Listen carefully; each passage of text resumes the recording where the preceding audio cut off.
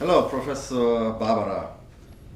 Thank you for taking some time here on the Microbiome International Expert Summit in Bangkok. You're a full professor for internal medicine and gastroenterology at the University of Bologna, Italy.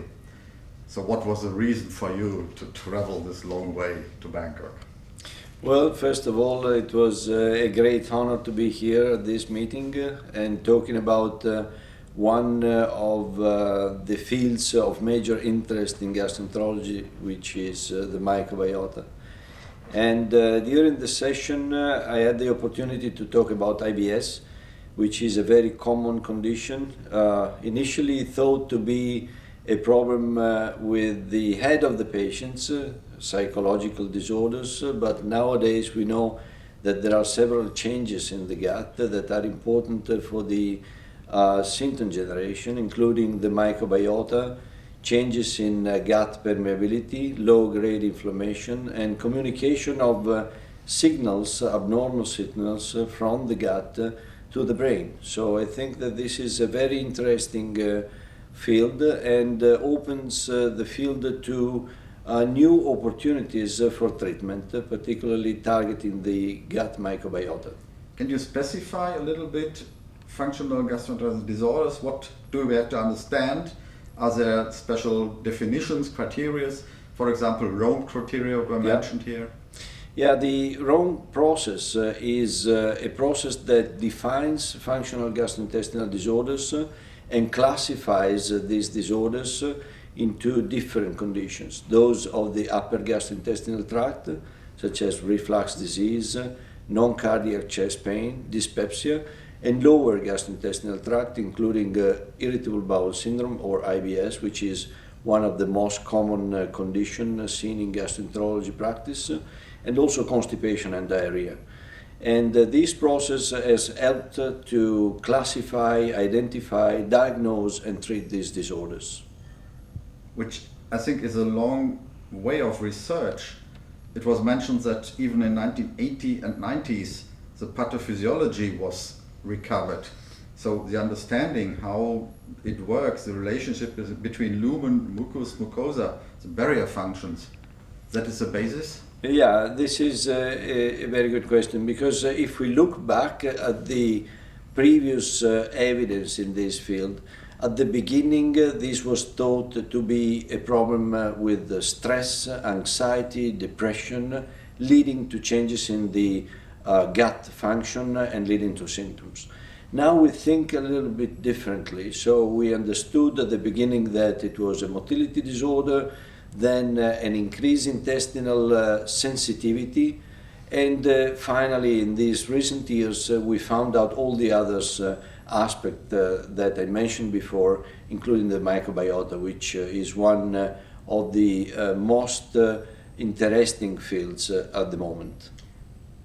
According with the changes of our lives to the modern way of nutrition and so on, fast food and so on, the intestinal microenvironment will also change. We have diseases being related to this.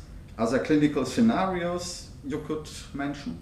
Yeah, I think this is also important. The lifestyle is very important in many diseases, and we are now recognized that this is important, including diet, exercise, and many other things. And if we look at the data, we understand now very well how, for example, diet can modify the microbiota, leading to changes in the microbiota and leading to symptoms. So there are several ways we can modify dysbiosis, which is an imbalance between good bacteria and bad bacteria in the gut. And one of these ways is through modification of diet. In another lecture, there was an explanation on how we could reduce, for example, certain foods that are offending in these patients and that can modify the microbiota in a good way. Another way of modifying the microbiota is through the use of prebiotics, which are substances in the diet that stimulate good bacteria. We can use probiotics or other ways of modifying the microbiota, including most recently the fecal microbiome transplantation, which is the avenue for the future, probably in several diseases. And if you want to modify, you have to know what is the composition. What do you want to modify? Are there special markers to know in which way you have to do a modification? Or on the other hand, it is also very public today, the fecal microbiota, to use it as itself. So is there a concrete definition? What is a healthy fecal microbiota and how safe perhaps might be this therapy of fecal microbiota transfer? Yeah, since I would say 15-20 years, we had the opportunity to apply new methodologies to study the microbiota. Before, it was only culture that had several limitations. Now we have culture-independent methods to identify the microbiota, and now we can exactly characterize the microbiota of each subject. But probably more importantly than the structure and composition of the microbiota is the function of the microbiota, what these bacteria do to the physiology of the gut and the physiology outside the gut, and how they interact with the body. So this is very important, and we are developing new biomarkers in order to identify these patients that at the beginning were classified, as I said, according to the criteria that classify the patients on the basis of the symptoms that they have. Probably in the future we will classify with these biomarkers the patients according to the microbiota and to changes in the gut that would be very important in order to legitimize these conditions and in order to find new targets for therapy. One of the first, and now even today well-known scientists discussing the dysbiosis was Professor Lifse, who more than 100 years ago used the term dysbacteria, not dysbiosis.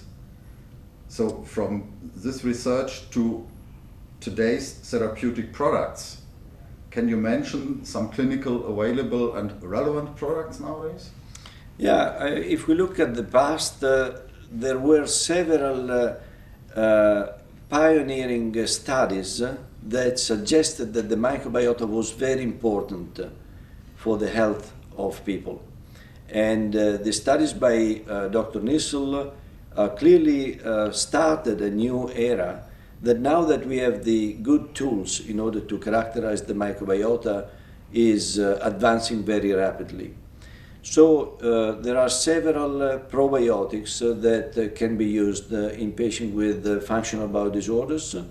There are several studies out of there, and there are several good indications on how to use these probiotics.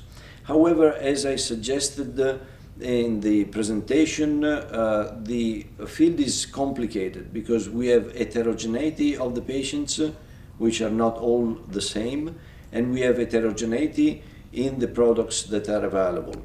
So we have to look at the literature paper by paper and understand which probiotic is better for our patient. And probably some of the most important findings have yet to come. However, some products have shown a good efficacy in these patients. We have personal experience with E. coli Nissel. We have done some studies in our laboratories, and we have looked at a system that allows us to study, for example, permeability in the presence or absence of E. coli Nissel. And in this system that was stimulated also by samples coming from the IBS patients, we demonstrated that E. coli Nissel could improve intestinal permeability significantly in a patient with IBS as compared to healthy controls. So E. coli Nissel is probably one of the good probiotics that can be used in these patients, as well as others that have good clinical and basic evidence in the literature. So in choosing a probiotic for therapy, you can't say they are all the same. So you have to look what are the core effects, what are the specifications for each strain. Yes, this is very important because not all probiotics are the same. There are core effects that are common to many probiotics, but also there are effects that are strain specific. And we have to identify the exact strain that expresses this specificity. So some strains, for example, are good for inflammation, some strains are good for modification of motility, others for allergic disease, and so on and so on. So I think that we need to choose the best probiotic for that particular condition. So tailoring the therapy for that patient is very important. So in microbiome therapy, if you have patients suffering perhaps also after antibiotic therapies, to replace what is missing after such a therapy, is that the way? Well, the view is a little bit different. So with a probiotic, probably we cannot replace a large amount of the microbiota, but it's more important, at least in my view, the function of this probiotic on the gut and outside the gut. So the functional properties of the probiotic are very important. Another aspect that I would like to stress is that compared to a drug, a probiotic has many benefits. A drug generally targets a single mechanism, while in these disorders we have several mechanisms. So having a probiotic that can target inflammation, motility, brain function, and other aspects such as, for example, intestinal permeability would be a major advantage. The other aspect is that the side effects and adverse events that have been studied in many trials are very limited with probiotics. So I think that it would be an advantage to use probiotics in certain conditions, particularly functional bowel disorders that are not life-threatening disorders, but are benign type of disorders.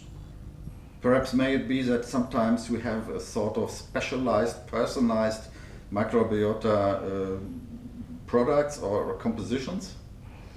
Well, I think that this is the future. I think that probably in the future we will be able to identify the best patient for the best probiotic, and this can be done with either clinical predictors of response, or more likely with tests that can help us to identify which patient should receive one or the other probiotic. But at the moment, what you have in hand, there are products like E. coli Nisle with a potential application with good clinical studies, which in vivo models, which tight junction modification potential. Yeah, I think that E. coli Nisle has a very solid both clinical and basic research behind it. As a matter of fact, E. coli Nisle has been clearly demonstrated to be as effective as mesalazine in IBD patients, which is a very good advantage for a probiotic. And hopefully, if research goes on also in the field of functional gastrointestinal disorders, we will find the right niche for this probiotic in the patients. So at this point in my clinical practice, I use probiotics a lot. I believe in probiotics, and having E. coli Nisle that has been tested also in our laboratory, so having the proof in our hands that it works on certain aspects that are very important in the pathophysiology of IBS, I certainly use it.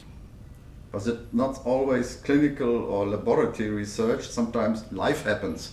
And you've been talking about a special situation in your home city, Bologna, with a salmonella infection, where you got the possibility to, well, make good and many patients happy.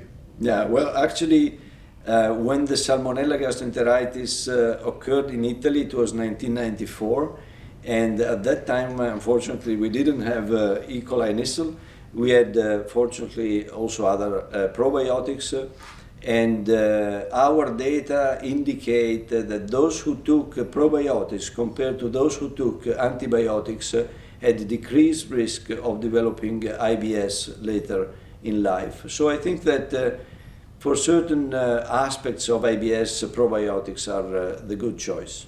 And there is another interesting point from the discussion.